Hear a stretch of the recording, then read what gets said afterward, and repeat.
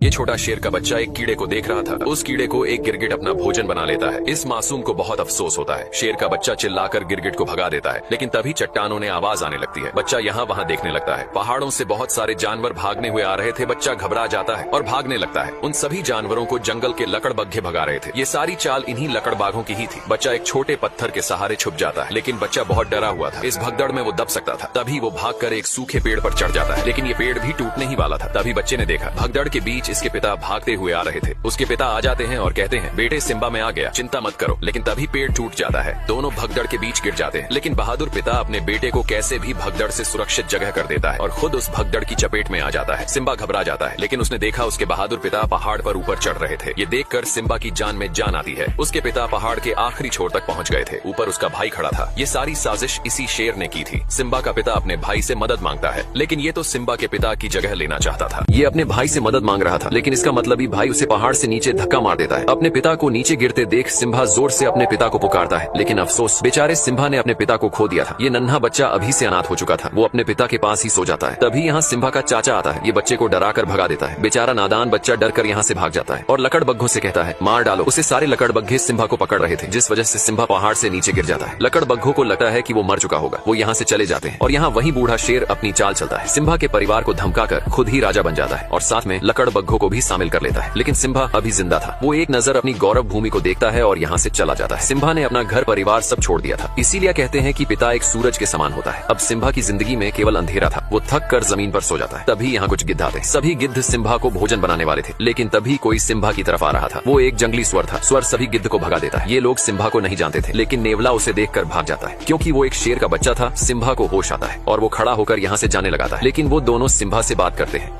अब सिम्बा यहाँ से उदास होकर जा रहा था, लेकिन नेवला और स्वर सिम्बा के एक अच्छे मित्र बन जाते हैं। उसे हौसला देते हैं। कहते हैं, जिंदगी में हर कोई अपनों को खोता है। इस रीति को कोई बदल नहीं सकता और तुम तो एक बहादुर राजा के बेटे हो। ये सुनकर सिम्बा अच्छा महसूस करता है। वो दोनों उसे अपने जंगल लेकर जाते हैं, जो जंगल बेहद प्यारा था। सिम्बा को ये जंगल बहुत पसंद आता है। सभी जानवर सिम्बा को देख हैरान थी कि आखिर एक शेर का बच्चा हमारा दोस्त कैसे बन सकता है। लेकिन जो भी हो, सब मिलकर रहते हैं और साथ मिलकर भोजन करते हैं। धीरे धीरे सिम्बा अब बड़ा हो चुका था, जो बिल्कुल अपने पिता मुफासा की तरह दिख रहा था। और यहाँ पर सिम्बा के चाचा ने भौकाल मचा रखा था। लकड़बग्घों के साथ मिलकर जानवरों का शिकार कर रहा था। ये एक बेईमान और अपने भाई का हत्यारा था। इनको शिकार करते हुए एक पक्षी देख लेता है और सिम्बा का परिवार भूखा मर रहा था। इनको वो शेर शिकार नहीं करने देता था। तभी वही पक्षी सिम्बा के परिवार के पास आता है और इनको सारी बात बता देता है। लेकिन तभी यहाँ लकड़बग्घे आ जाते हैं, उसे पकड़ने लगते हैं। पक्षी यहाँ से भाग जाता है। सिम्बा का परिवार बेबस और लाचार था। ये लोग कुछ नहीं कर सकते थे, क्योंकि उस हरामी शेर ने इनके ऊपर दबाव बना रखा था। वो राजा बन चुका था। तभी एक शेरनी कहती है, हमें कुछ करना होगा। हमें हाथ पे हाथ रखकर नहीं बैठे रहना चाहिए। अब सिम्बा की माँ कहती है, ये हमारी गौरव भूमि है, हमें इसकी हिफाजत करनी चाहिए। समय बहुत बलवान होता है, लेकिन नाला शेर से युद्ध करने को कहती है। तभी इनके पास लकड़बग्घा आता है और कहता है, महाराज तुमको बुला रहे हैं। सिम्बा की माँ उस बूढ़े शेर के पास जाती है। बूढ़ा शेर अपने शिकार को खा रहा था और कहता है, कौन सी योजना बना रहा है तुम्हारा डरपोक परिवार। सिम्बा की माँ कहती है, तुम हद से ज्यादा शिकार कर रहे हो। शेर कहता है, शिकार नहीं करेंगे तो भूखे मर जाएंगे। हमारा काम ही है किसी को मार कर अपनी भूख मिटाने। सिम्बा की माँ कहती है, इस तरह शिकार नहीं किया जाता जिस तरह तुम कर रहे हो। शेर कहता है, तुमने मुझे ठुकरा कर मुफासा को चुना था। अब तो वो डरपोक भी मर चुका है। सिम्बा की माँ कहती है, वो डरपोक नहीं, एक बहादुर और ताकतवर राजा थे। तभी शेर गुस्से से कहता है, आज के बाद पहले लकड़बग्घे भोजन खाएंगे और उसका बचा हुआ तुम और तुम्हारा परिवार खाएगा। सभी लकड़बग्घे खाने के लिए टूट पड़ते हैं और यहाँ सिम्बा को दिखाया जाता है, जो पूरी तरह से बदल चुका था। इसे अपने परिवार की याद तक नहीं आ रही थी। वो भूल गया था सब। लेकिन रात के समय सिम्बा अपने बहादुर पिता को याद करके बहुत उदास था। सिम्बा का बाल उड़कर एक नदी में गिरी।